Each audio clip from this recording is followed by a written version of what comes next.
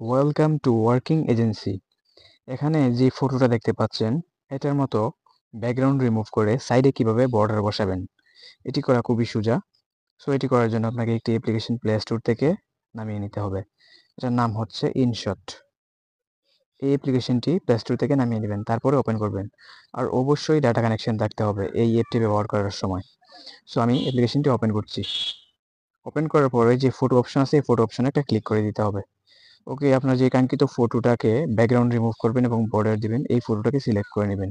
আমি সিলেক্ট করে নিচ্ছি। ওকে, আমার ফটোটা কিন্তু সিলেক্ট করা হয়ে গেছে। এখন নিচে যে এডিটের অপশনগুলো দেখতে পাচ্ছেন এগুলোকে একটু বাম দিকে টানতে হবে। টানার পরে এখানে একটা কাট আউট অপশন আছে, একটা মানুষের আকৃতির মতো একটা কাট আউট অপশন আছে, এখানে একটা ক্লিক করে দিবেন।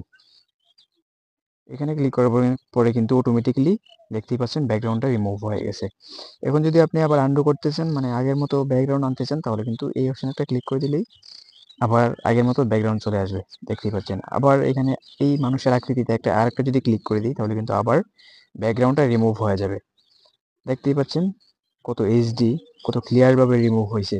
সো ব্যাকগ্রাউন্ড তো রিমুভ হয়েছে। এখন সাইডে বর্ডার কিভাবে অ্যাড করবেন? বর্ডার অ্যাড করার জন্য এইখানে আরেকটা মানুষের শেডো আছে, এখানে একটা ক্লিক করে দিবেন।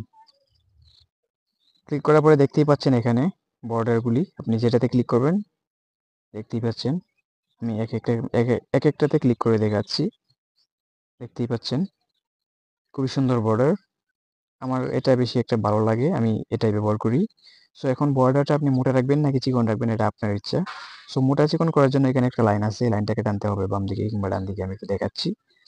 দেখুন আমি যদি এটা কমাই তাহলে কিন্তু বর্ডারটা চিকন হয়, আর যদি এটাকে মোটা বাড়াই তাহলে কিন্তু বর্ডারটা মোটা হয়। দেখতেই পাচ্ছেন।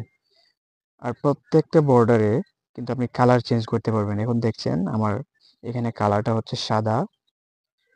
দেখতেই পাচ্ছেন নিচে নিচে যে কালারগুলো আছে এই কালারগুলো কিন্তু চেঞ্জ করতে পারবেন। এখানে কালার দেওয়া আছে, আমি যদি অন্যান্য একটা কালারে ক্লিক করি, দেখেন কালার কিন্তু ক্লিক করার সাথে সাথেই চেঞ্জ হয়ে যাচ্ছে। সো এভাবে আপনারা ছবির পিছনে ব্যাকগ্রাউন্ড রিমুভ করে বর্ডার অ্যাড করতে পারবেন।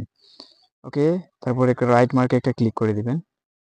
ক্লিক করে এখন ছবিটাকে সেভ করার জন্য সেভ কর্নারে সেভ অপশনে একটা ক্লিক করে দেবেন, তাহলে কিন্তু ছবিটা সেভ হয়ে যাবে এবং এই ছবিটা হবে পিএনজি ফাইল, মানে যে কোনো কিছু থাম্বনেলের উপরেও ব্যবহার করতে পারবেন।